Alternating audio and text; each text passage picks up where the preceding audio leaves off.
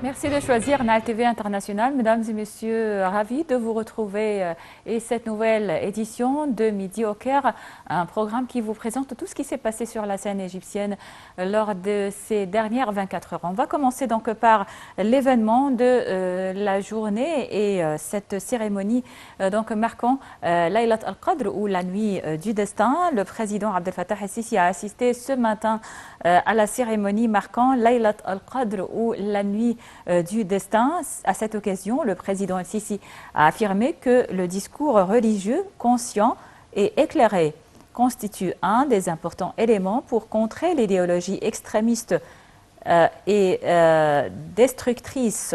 Le président el-Sisi a exprimé ses meilleurs vœux au peuple égyptien et au peuple arabe et islamique à l'occasion de cette nuit bénie. Au cours de la cérémonie, le président el-Sisi a honoré les lauréats du 29e concours international de mémorisation du Coran.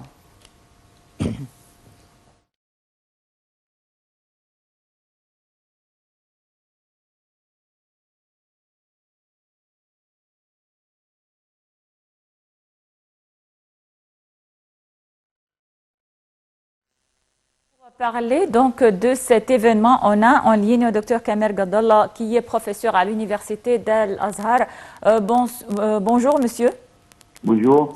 Alors, on parle donc aujourd'hui de la célébration de la nuit du destin, Laylat al-Qadr.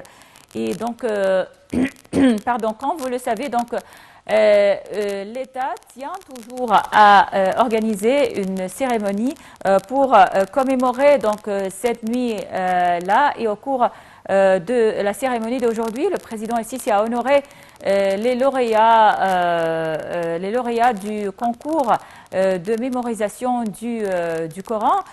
Aussi, il a prononcé un discours, dans son discours, et il a parlé encore une fois du discours religieux, de l'importance du discours religieux et qu'il soit un discours donc éclairé, un discours moderne, un discours conscient qui s'adresse donc aux musulmans et qui est contre les idées extrémistes. Oui, donc cette occasion, c'est toujours à répéter chaque année. C'est une tradition égyptienne. Il y a quelques années, toujours le 26 Ramadan, il y a toujours une festivité en fait pour célébrer cette nuit parce qu'il y a plusieurs avis des ulama par exemple des compagnons de prophètes, qui affirment que c'est presque le 25e nuit de Ramadan, qui est ce qu'on appelle la nuit grandiose, ou bien la nuit Laylat al-Qadr, la nuit du destin, ou bien la nuit grandiose. Oui. Donc c'est une bonne occasion toujours de rappeler aux musulmans c'est quoi la religion, c'est quoi la religion authentique. Comment doit être fondé ce discours qui doit s'introduire avec les questions de la vie d'une façon tout à fait authentique et d'une façon tout à fait positive, parce que l'islam, ce n'est pas la passivité, mais c'est toujours en fait quelque chose de positif, et donc il faut que le musulman aide pour le progrès de son pays, le progrès de sa patrie. Il faut qu'il soit toujours modéré, parce que dans le Coran, il y a le verset prêche vers la voie de ton Seigneur avec la sagesse et la bonne exhortation. Et faire le débat, bien établir le débat avec eux de la façon la meilleure. C'est-à-dire,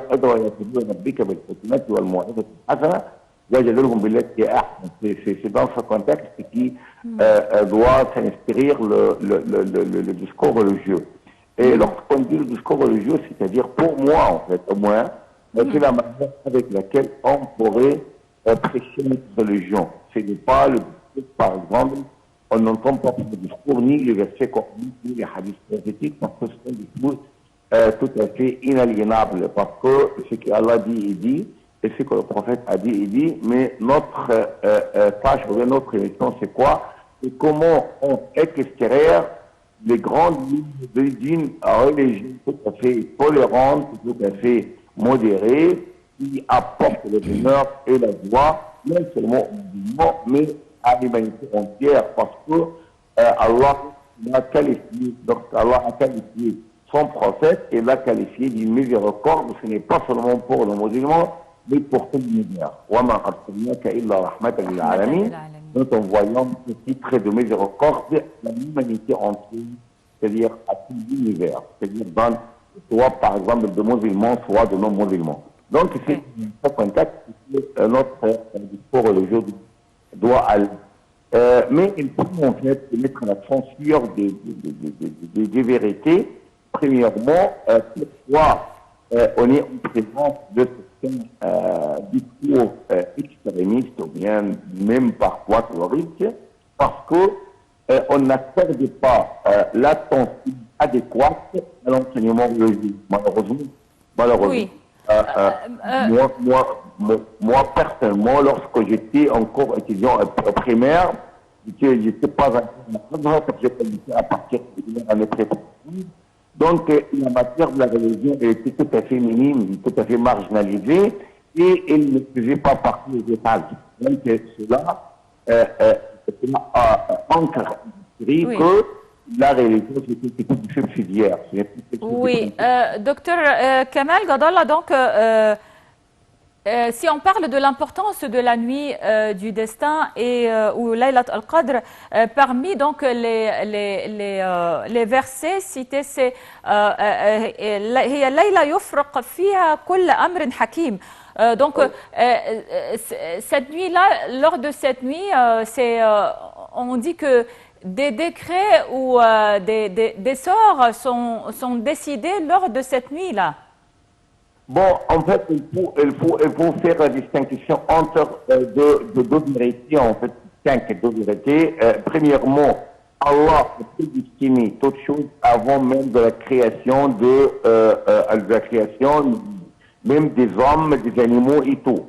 Mais ce qui se passe au cours de nuit de Qadr, c'est quoi? C'est le fait qu'Allah mette en exemple, bien par exemple, qu'Allah fait sortir les choses qui étaient prédestinées de l'état de potentialité, c'est-à-dire ce qu'on appelle de l'existence potentielle, à ce qu'on appelle l'existence effective. C'est-à-dire qu'Allah détermine pour les choses les dates et les heures de leur existence. Oui. Mais la prédestination, c'est normalement préalable à la création même de l'univers. D'accord? Oui, d'accord. Allah décrète, gloire à lui, décrète que des choses prédestinées se passent. C'est pourquoi Allah, autour de toute nuit, peut nous améliorer les conditions de nos, par exemple, de l'humilité, en abondance, et de nous accorder le pardon, l'indulgence et tout cela. C'est-à-dire que Allah exige que le pardon qu'il nous a prédestiné passe seulement parce qu'on est motif. Par exemple, la succession qui a déjà été destinée dans le fond du pays, l'éternité, se passe parce qu'on est dans l'horizon. Et ainsi de suite. Donc, tout ce qui se passe actuellement, c'est prédestiné avant la création même de l'univers. Oui. Et compris l'humanité. Oui, parfait. Alors, Dr Kamal Gadallah, professeur à l'Université d'Al-Azhar, merci beaucoup pour toutes ces informations. On a parlé de l'importance donc de Laylat al-Qadr, la nuit du destin. On a parlé de la cérémonie marquant cette nuit-là, la cérémonie organisée donc il y a quelques instants ce matin donc et à laquelle a assisté le président Abdel Fattah el-Sisi. On continue donc avec nos nouvelles et cette nouvelle donc concernant le président el-Sisi. al-Sisi qui a présidé hier soir la réunion du Conseil suprême des forces armées. Au cours de la réunion, le président al-Sisi a affirmé que la position de l'Égypte est inchangeable et qu'elle refuse toute intervention dans les affaires d'autres pays. Le président al-Sisi a déclaré que les événements en cours au Soudan sont une affaire interne, mettant en garde contre les répercussions de toute ingérence dans les affaires internes soudanaises. Les détails donc dans ce commentaire signé Marwa Arafa et Shahinaz Ismail. Le président Abdel Fattah el-Sisi a présidé hier soir la réunion du Conseil suprême des forces armées. Au cours de la réunion, le président el-Sisi a affirmé que la position de l'Égypte est inchangeable et qu'elle refuse toute intervention dans les affaires des pays. Le président a déclaré que les événements en cours au Soudan sont une affaire interne, mettant en garde contre les répercussions de toute ingérence dans les affaires internes soudanaises. Le chef de l'État a d'autre part indiqué que les contacts se poursuivent avec toutes les parties soudanaises, soit l'armée soudanaise, soit les forces du soutien rapide afin de convaincre ces parties de cesser le feu. Évoquant les forces armées égyptiennes présentes au Soudan, le président al-Sisi a indiqué qu'elles participent aux exercices militaires et qu'elles ne soutiennent aucune partie au Soudan. Il a ajouté que le Caire tient des contacts intensifs avec les parties soudanaises pour assurer la sécurité et la sûreté de ses forces et sécuriser le retour en Égypte. Pour sa part, et selon un communiqué publié par le ministère des Affaires étrangères, l'Égypte a également exprimé son profond regret et ses sincères condoléances pour les victimes et les blessés parmi les Soudanais, qu'ils soient militaires ou civils, suite aux affrontements militaires en cours. L'Égypte a souligné la nécessité pour toute partie extérieure de ne pas exploiter les évolutions actuelles au Soudan en menant des actions qui attisent le conflit ou portent atteinte à l'intégrité territoriale du pays, ce qui affecte négativement la sécurité, la stabilité et la sûreté du peuple soudanais.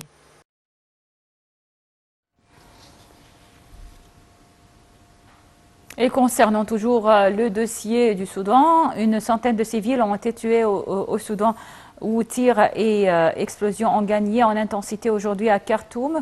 Au troisième jour de combat entre l'armée et une puissante force paramilitaire après la Ligue arabe et l'Union africaine, les États-Unis et le Royaume-Uni ont appelé à la cessation immédiate des violences. Et tout de suite un aperçu sur la situation au Soudan.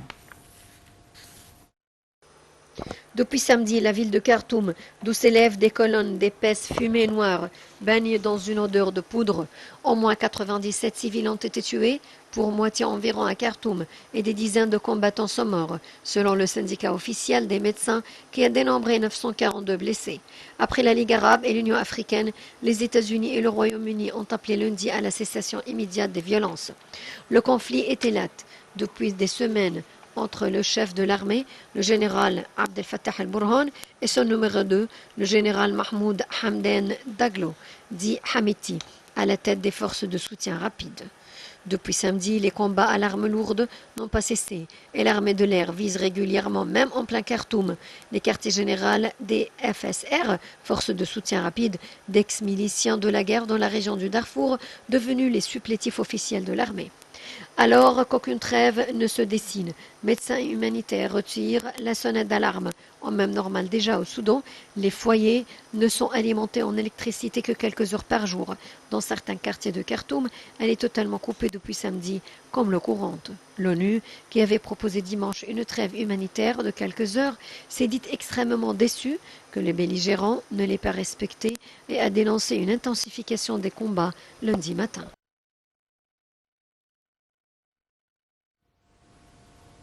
Une cellule de crise a été mise en place pour suivre 24 heures sur 24 la situation au Soudan, a déclaré la ministre d'État pour l'immigration et les affaires des Égyptiens à l'étranger, Soha Al-Guindi, ajoutant que son ministère est en contact continu avec la communauté égyptienne au Soudan. La ministre a affirmé une coordination continue pour assurer une sûreté des ressortissants égyptiens installés au Soudan, notamment les étudiants, surtout à l'approche des examens. Elle a ajouté qu'environ 5000 étudiants égyptiens se trouvent dans la capitale soudanaise, Khartoum.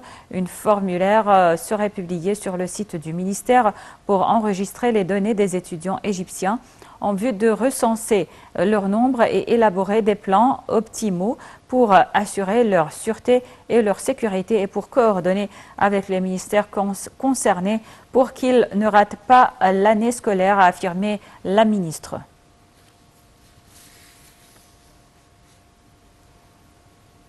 Le ministre du Tourisme et des Antiquités, Ahmad Issa, a souligné que le hall du Grand Musée égyptien est une espèce d'introduction aux salles d'exposition du musée. Lors d'une tournée d'inspection dans le musée, M. Issa a indiqué qu'il n'y avait pas de déformation aux modifications du premier modèle du Grand Musée égyptien, précisant que le Grand Hall est une zone quasi ouverte pour laisser passer le soleil et l'air dans le musée, affirmant que ce dernier avait été établi conformément aux normes mondiales. Il a indiqué que le bâtiment du Grand Musée égyptien est construit selon les systèmes scientifiques de pointe du monde.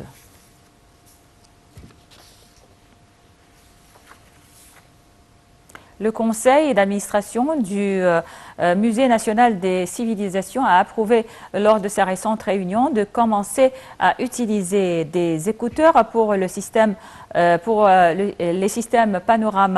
d'audio guide pour les visiteurs du musée. Ce système serait appliqué en particulier dans la salle des momies royales, et ce parce que cette salle ne peut pas fournir des explications par le biais de guides touristiques afin de les préserver et aussi pour des raisons relatives à la durée de présence des visiteurs dans la salle.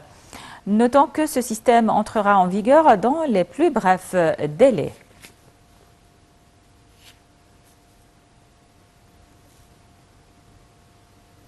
Décrivant le fleuve artificiel en cours d'exécution en Égypte, la chaîne BBC News Arabia a parlé d'une 8e merveille du monde. Le rapport souligne que l'Égypte a réussi à créer le plus long fleuve artificiel du monde. En fait, le dit fleuve qui devrait alimenter le nouveau delta est d'une longueur de 174 km, 114 km et la distance entre la station de relevage 1 et la station 12. Le secteur agricole oriental est de 56 km, en plus d'un canal de la station d'épuration ouest à la station de relevage 1 de 3,4 km de longueur. Bon, voilà, c'était donc tout pour notre édition de Midi au Caire. Merci pour votre attention. On vous laisse donc avec la suite de nos programmes sur Nile TV en langue française qui se poursuivent jusqu'à 13h heure locale du Caire. Les émissions en langue anglaise prennent la relève juste à 13h heure locale du Caire.